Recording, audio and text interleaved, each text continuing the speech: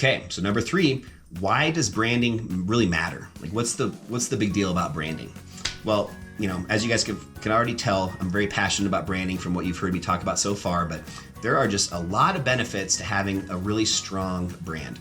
And a couple that I was always really hyper-focused on was increasing the customer's loyalty and also just the recognition. So in our 2 salons in Boulder and our largest salon in Denver, we had a lot of competition. So I wanted to be sure that we were always top of mind with anyone considering one of our, our sun or our spa services that we provided. We were more focused on branding than our competitors were. We were able to have a much more clear and more defined set of core values and just personality behind the company. And what this did is it created differentiation. We were different, we were unique. And that was definitely one of the biggest reasons I truly feel for getting our early success in these competitive markets in Boulder and in Denver. While especially in an industry like a tanning salon, a lot of the salons had been around for maybe 15 or 20 years, mom and pop type salons. They didn't have to go through a lot of this stuff. They just had a very generic name for their business, and a lot of it, I hate to say it, was kind of cheesy, just beach theme and just the stereotypical tanning salon. So I really identified this as a big competitive advantage that we could have by just having a much more clear direction with where we were taking the company, and also really combating the negative press that something like a tanning salon receives from a lot of people. So we really, again, we're focusing on that, complementing your healthy and active lifestyle, providing more than just UV tanning. We had red light therapy, infrared saunas, spray tanning. We had other services that also helped complement and really reiterate the branding and the messaging that we had about how we were different from what people were used to. So, differentiation, talk about that in a little bit more depth. What is differentiation? So, in a crowded marketplace, that strong brand, it definitely helps to differentiate one business from its competitors. So again, we really developed that unique visual identity and that messaging that really set us apart, and that allowed us just to really help our customers identify and remember our brand more easily. So, again, the majority of our salons, we had 5 locations, only one of them was in Aspen, Colorado, but we really used that word, that location, as a big part of, again, our messaging and how we could differentiate ourselves. It was something different. People heard the word Aspen, and when you hear the word Aspen, I'll play devil's advocate here, you do think of positive attributes like, very luxurious, very fancy, very high-end experience. I will say the one thing that I did have to go up against with that word was expensive. A lot of people think of Aspen and they think of it as a very expensive, maybe something that's not affordable for them. So there was a piece of that I realized after the fact that we had to really be intentional about overcoming with a word like Aspen. But again, just having a word like Aspen was very good with our differentiation, and it really was intentional to help set us apart. Again, being related to Aspen, which is an active, healthy, luxurious, exclusive place, and that's what our company was all about. I will also say branding is very important because it provides that increased credibility and trust. So if you have a really well-defined brand, you can help establish that trust and that credibility with customers. And consistently delivering on that brand and that promise that you're providing, or that your customers are expecting, that's what you need to do in order to build that reputation for quality, reliability, and what that does eventually, that turns into that increased customer loyalty and that positive word of mouth recommendations. I don't care what industry you're in, what you're selling, one of the, without a doubt, most effective forms of marketing is word of mouth. If you have somebody that comes up to you and says, I just had the best burger down the street at this place, you're gonna go there. If somebody tells you, I've been to 3 different tanning salons, but man, this one is different. They've got the best equipment, they're super clean, I just feel healthy and energetic and positive when I leave.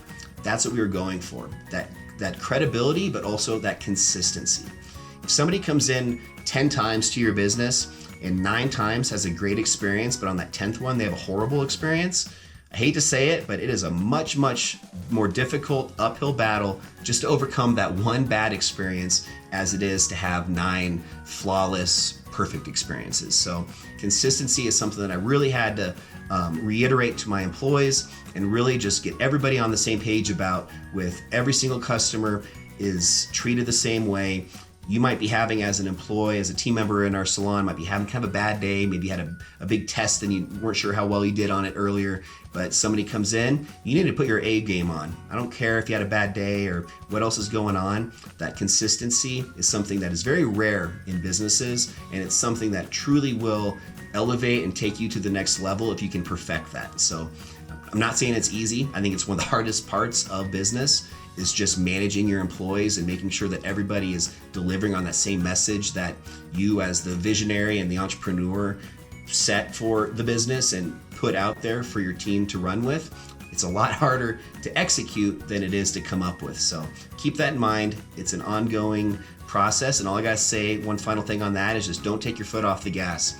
As soon as you do, some of that stuff's gonna start slipping. So just be consistent and just very intentional about always reminding your team members about that messaging and that importance of being consistent. One last thing on just consistency and this topic right now, it definitely creates an emotional connection if done right. So a strong brand, it can definitely create that emotional connection with customers. And what that does is it helps to build that sense of community and just loyalty around your business. By communicating your brand values and your mission in a way that resonates with that target audience, you really establish that deeper connection with customers, and that's what builds the long-term relationships.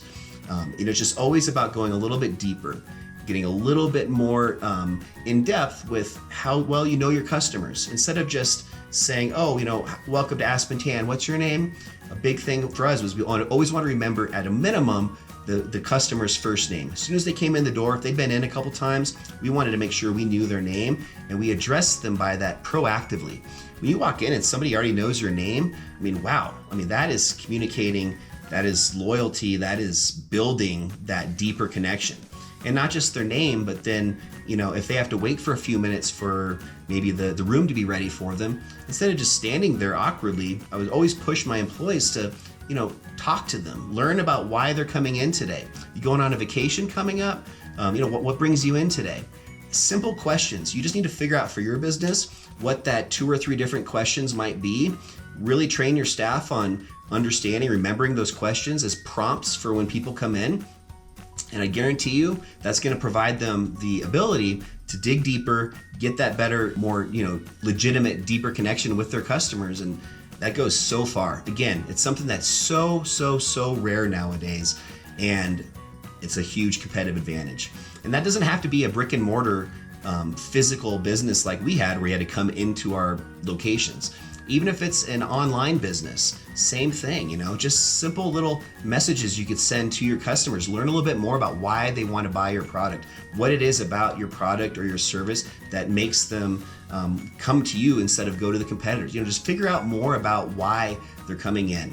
Always try and take that next step deeper to learn that information, and that's going to go a long way when it comes to building relationships.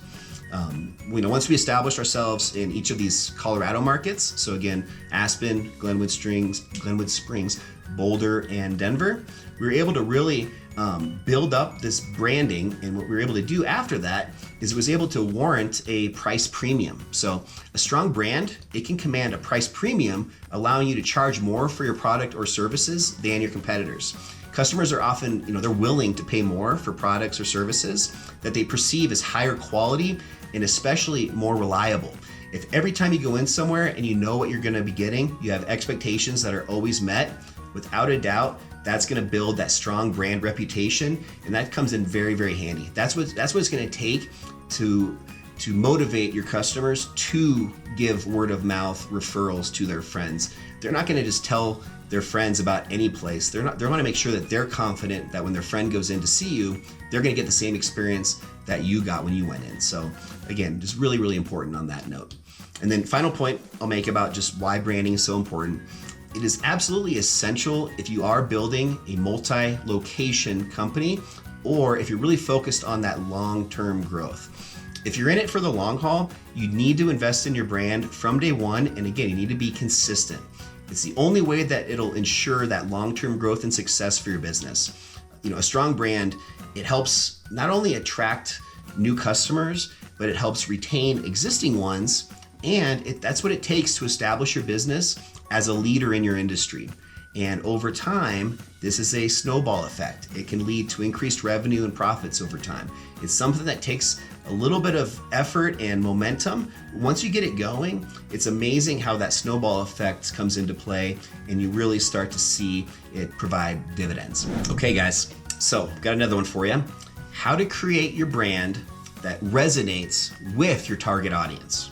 So I just wanted to talk for a second and discuss the importance of truly understanding your target audience and their needs, along with how to develop a brand voice and messaging that aligns with that audience. I know that's a mouthful. I'll say that again. It's so important to understand that your target audience and what their needs are, and figure out how to develop your branding, your voice, your messaging, and having that align with what your audience is looking for. So understanding your target audience, again, it's something that sounds easy, but at times can be extremely difficult.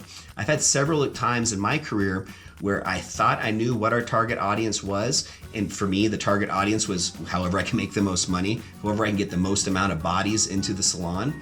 However, a lot of times it was different than what I was envisioning or what I was expecting. So just keep that in mind, that don't be so laser focused where you maybe potentially miss out on where a lot of your customers are because you're thinking it's here, when in reality, it might actually be over here. So, the first step to creating a brand that resonates is to just really, again, deeply understand your target audience. So conduct market research, identify their needs, their values, their aspirations. Use this information to develop that brand voice and that messaging that will speak directly to them. Very, very important. To develop that brand voice and messaging, your brand voice, it's the tone, it's the style of how you communicate with your customers. It should be very consistent across every marketing channel. That includes, again, social media, advertising, print, any type of advertising, and even just your packaging. So imagine if you're selling a product, or maybe it's like myself, a service. However, we still did have, lotion and other products that we sold in the salon. Having that packaging also match whatever that brand voice and that messaging is that you're putting out there. Your messaging should be very clear, concise, and definitely aligned with whatever your brand's, your values, your mission is for your company. It's something that it's an art. You have to apply it to everything. It's not just one thing here and one thing there. Consistency. I'm going to say that over and over. Consistency, consistency, consistency. One way to do this, just use those visual elements to reinforce your brand. So, visual elements, those could be things like color, typography, so the type of text, even just the imagery you're using. That all helps reinforce your brand identity, and it just creates, again, that consistent look and that feel across every one of your touch points.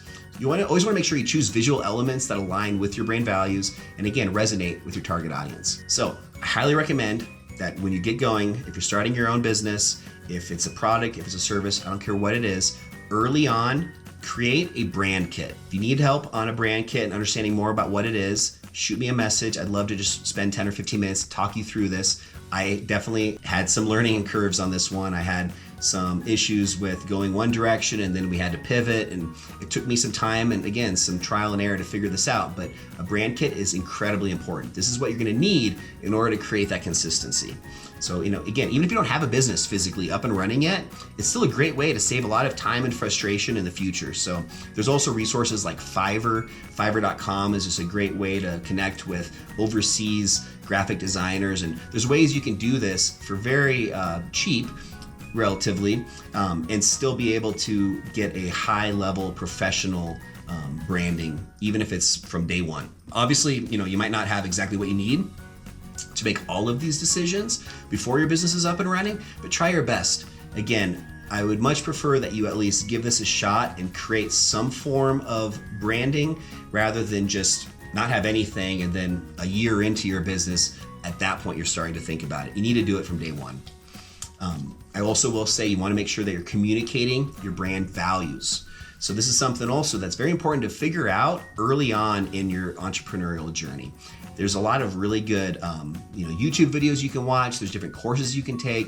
One group that I was involved with for several years, I actually still implement it in our multifamily real estate portfolio, is a thing called EOS, Entrepreneurial Operating System. They have a great fundamental understanding of how you build your values, your core values, your mission statement, your 1 and 3 year picture, your bigger goals for where you want to take the company. So if you're kind of struggling with this side of your business, look into EOS. And one way that I feel like resonates very, very well is using storytelling. So use storytelling to illustrate how your brand is aligned with the needs and aspirations of your target audience. This really helps create that emotional connection again with customers, and that's again how you build that long-term loyalty. Another thing I'll mention about this is, again, how many times have I said this? Consistency. It's very key. Any part of branding that you're dealing with, always make sure that you're being consistent. And again, that's the messaging, visual elements, your voice, all of that stuff. This is what reinforces that identity and makes it much, much easier for your customers just to recognize and remember who you are, what your brand is. It's one thing if it's something where they're coming physically into your store. Most likely they're going to remember you because they've spent a significant amount of time in your location, in your business. But if you're selling a product, this might be a little bit tougher, especially if it's in a very competitive environment. So again, that consistency, and that comes down to that brand kit, just the colors, just the different things like that. One last tidbit on this. Again, reach out to me if you guys want me to talk to you in more specifics about this, but you need to look up what's called a Pantone. A Pantone is just when you find specific colors that you really like and you want to have represent your brand. Pantones are numerals and letters that are basically a key. So no matter what you're doing, let's say you're working on Canva or you're working on Adobe Photoshop, or maybe you're outsourcing a flyer with your graphic designer to keep that brand consistency, as long as you know what your Pantones are. So I like this really specific color of teal or green. You just have that one that you finally pick out, it'll give you a code, and you just share that Pantone code with your designer, with whoever you're working with, and that'll keep your brand exactly how it's going to look everywhere. Consistency. Develop brand guidelines. So a brand guideline, that's just a set of rules that outline how your brand should be represented across these different marketing channels: social, visual, print, all that kind of stuff. And again, it just basically is these guidelines for the graphic designers. So I mentioned the Pantones, but in addition to that, just again, the logo, the typography, maybe even like the font size. It could also even just be if you're doing any sort of video, your voice, your messaging, all that kind of stuff. So just a couple kind of keywords for you maybe to hopefully take away from this today and apply that when it comes time to building out that brand kit. It's also not just the marketing and the branding from that perspective, but also your team members. So if you're in a brick and mortar business like I was and you have employees, it's very important that your entire team, you ensure that everybody on your team, and that's not necessarily just even employees, it could be contractors, vendors, everybody that's associated and somehow representing your brand, they understand these guidelines and they're also able to represent that same brand consistently. It could be something even as simple as, when you have let's just say you have a part-time person coming in just to assist you with a side project, making sure that they're dressed to match the direction of where you're trying to take your company. Maybe it's formal, maybe it's like a sporty type attire that all of your employees wear. Just having even outsiders that are still representing your company, making sure that they also are still, provided with some training and some resources ahead of time, just to help them understand what your brand is, what your brand voice is, your messaging, just any of those visual elements.